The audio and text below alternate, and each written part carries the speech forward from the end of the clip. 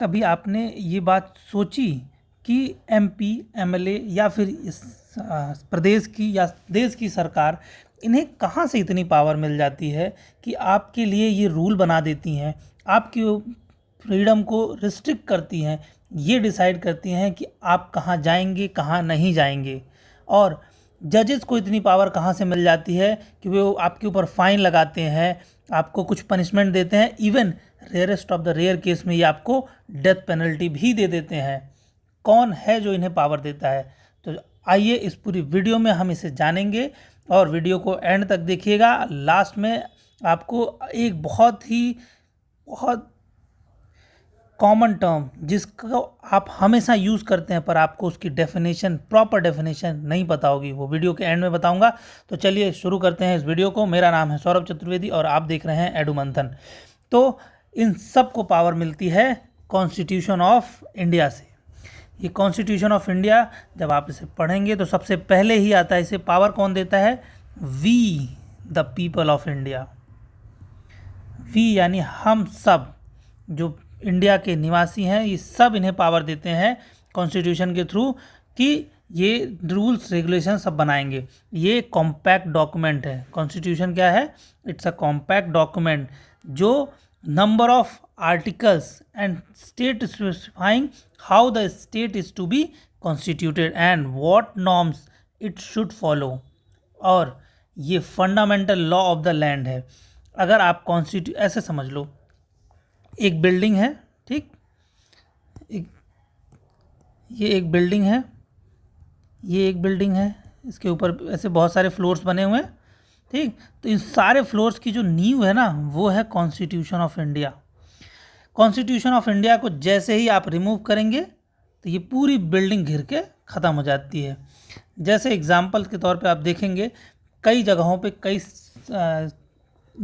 कई देशों की सरकारें गिर जाती हैं, इसीलिए क्योंकि उनके जो बेसिक फंडामेंटल लॉ है, बेसिक फंडामेंटल बुक है, वो नहीं फॉलो की जाती है और वहाँ पे सरकारें बदलती रहती हैं, ठीक।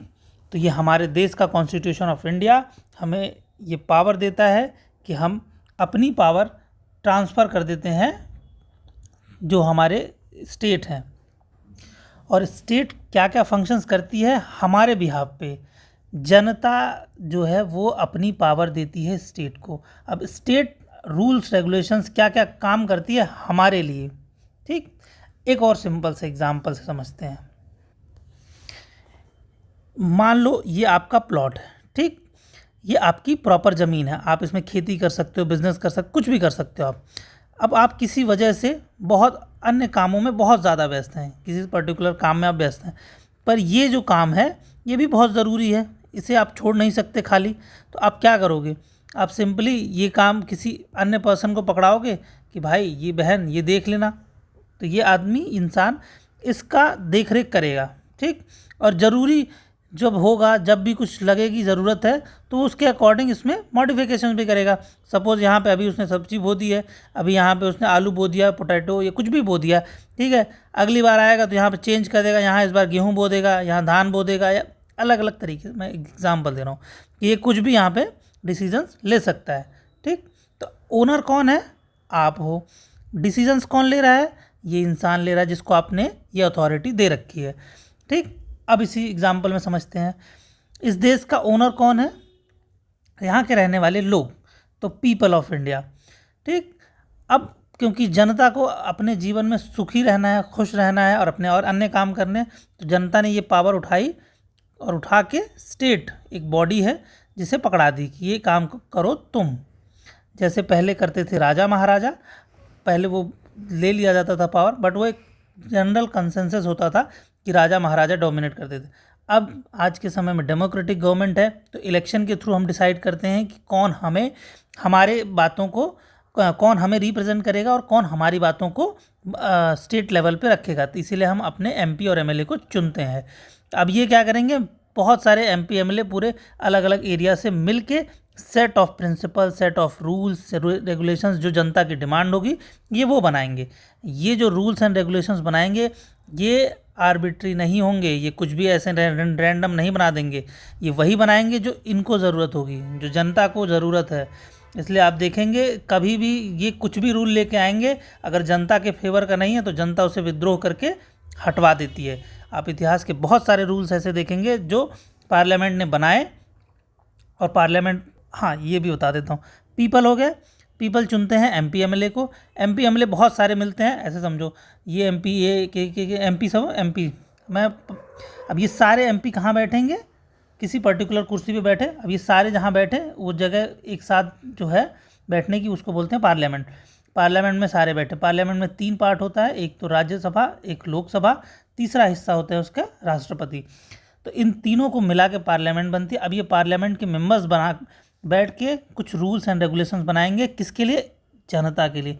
पावर किसने दी है, जनता ने दी है। तो अब इनका फंक्शंस क्या क्या है वो फंक्शंस देखते हैं।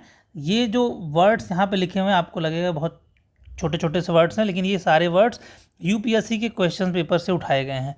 उन्हीं के एग्ज़ाम में जो जो वर्ड्स आए थे वो वर्ड्स मैंने एज इट इज़ कॉपी किया है।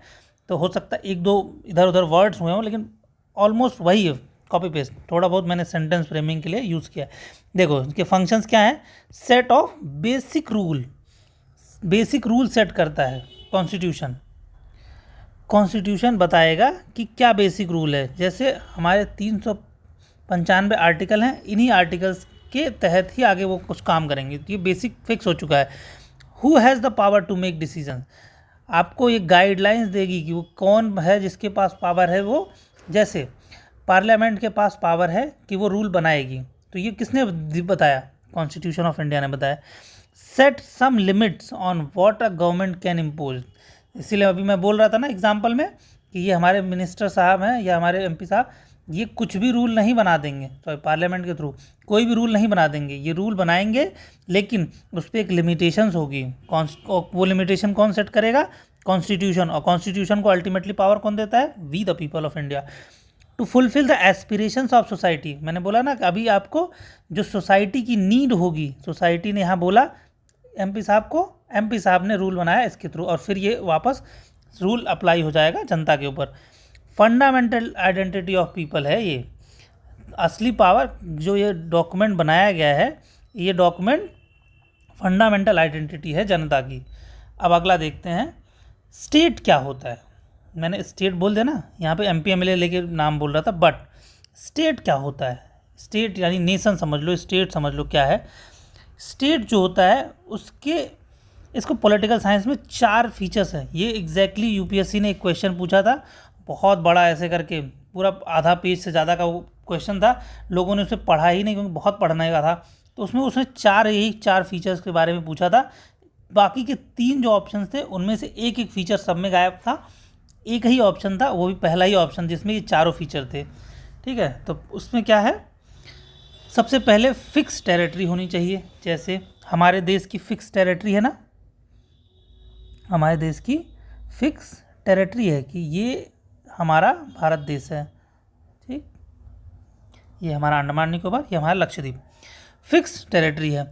सोवर्निटी होनी चाहिए। सोवर्निटी का मतलब क्या है कि डोनाल्ड ट्रंप जैसा कोई इंसान आके पाकिस्तान की तरह कंट्रोल ना करे, कि चाबी किसी और के हाथ में हो, स्टीयरिंग किसी और के हाथ में है और चला कोई और रहा है, तो वो वाला काम नहीं। सोवर्निटी जैसे हमारे यहाँ है कि हमें ऑपरेशन सिंदूर करना है, चाहे ट्रंप चाचा चिल्लाते रहें लेकिन करेंगे हम, तो सोवर्निटी होनी चाहिए।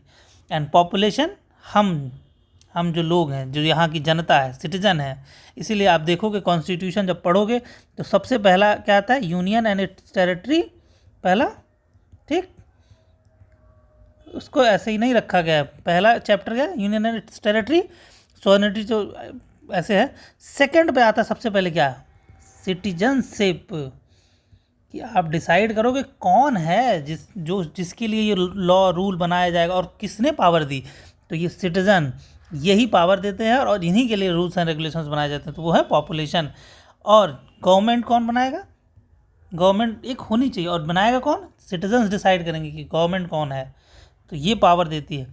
तो बेसिक 4 चीज़ डिसाइड करते हैं कि स्टेट क्या है, fix territory, sovereignty, no external control, population, government एक होनी चाहिए, एस्टैब्लिश गवर्नमेंट, उसको बोलते हैं स्टेट।